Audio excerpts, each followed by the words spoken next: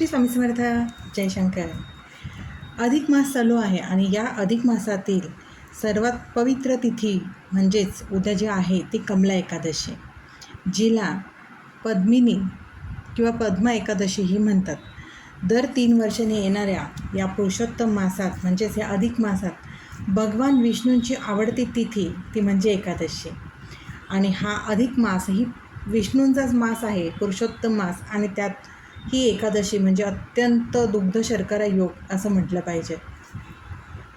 हा शुभ संयोग जुळून आलेला आहे. भगवान विष्णू आणि माता लक्ष्मीला समर्पित असलेल्या या एकादशीचं महत्त्व आणि संपूर्ण पूजाविधी नक्कीच जाणून घेऊया.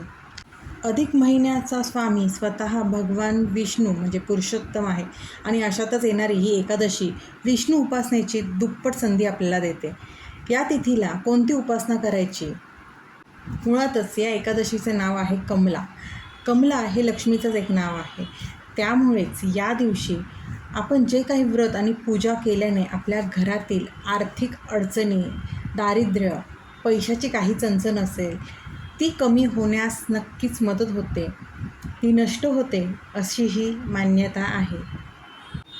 या अधिक मासातील एकादशीला केलेलं दान, जप आणि व्रत आपल्याला तब्बल 10 पटीने अधिक फलदायी ठरतं.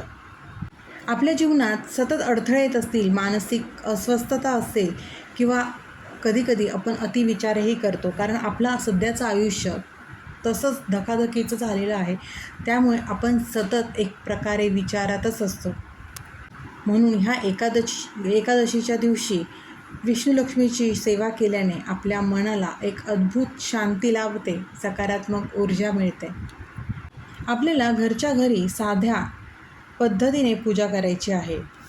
एकादशीच्या दिवशी सकाळी लवकर उठून आपल्याला स्नान करायचे. शक्य असल्यास आंघोळीच्या पाण्यात थोडं गंगाजल टाकावं. स्वच्छ वस्त्र परिधान करून देवासमोर हात जोडून उपवासाचा आणि विष्णू लक्ष्मीचा पूजेचा संकल्प करावा.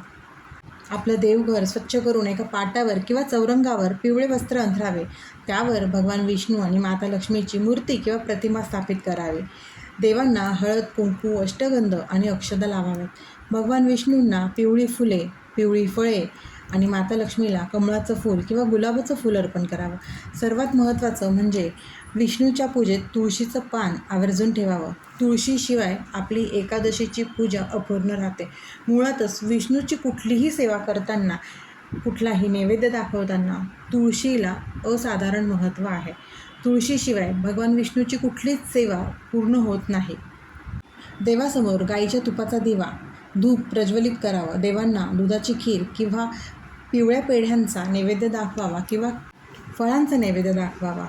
पूजेच्या दरम्यान आपल्याला शांत चित्ताने, एकाग्र मनाने भगवान विष्णूंचा जो प्रभावी मंत्र आहे तो म्हणजे ओम नमो भगवते वासुदेवाय, किंवा जर तुम्हाला शक्य असेल तर विष्णू सहस्त्रनाम याचा पाठ करावा.